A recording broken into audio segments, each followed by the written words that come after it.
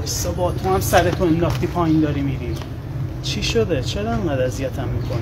پیمان پشت گوشی همه حرفامونو زدیم، من و تو به درد هم نمیخوریم، از اولش هم نمیخوردیم. نمیدونم چی شد که تا اینجا ما اومدیم جلو. فقط میدونم که اشتباه بود. همین؟ یعنی انقدر برای راحتی که یکی رو بیاری تو زندگی تو عاشق خودت کنی و بری؟ مگه من بهت گفتم که عاشقم شو؟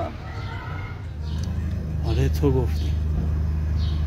وقتایی که میخندیدی، وقتایی که بهم محبت میکردی، وقتایی که به دروغ بهم میگفتی دوستت دارم، من عاشقت شدم.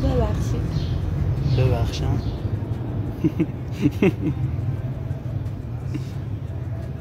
تو رو که نمیتونم نبخشم، ولی اون خدایی که میدونست قسمت جدایی اما بازم آشنامون کردم هیچ وقت نمیبخشم.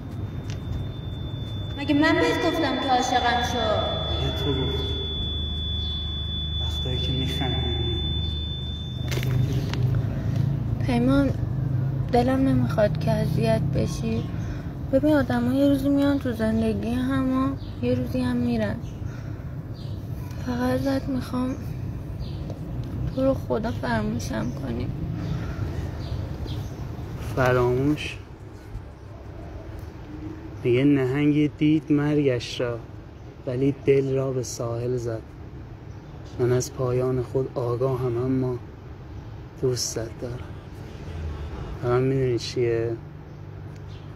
حیف این دلم که عاشقت بود ولی تو شکستیش. حیف که قلبت با من بده، حیف عشق من دلت رو زده، حیف بچه بار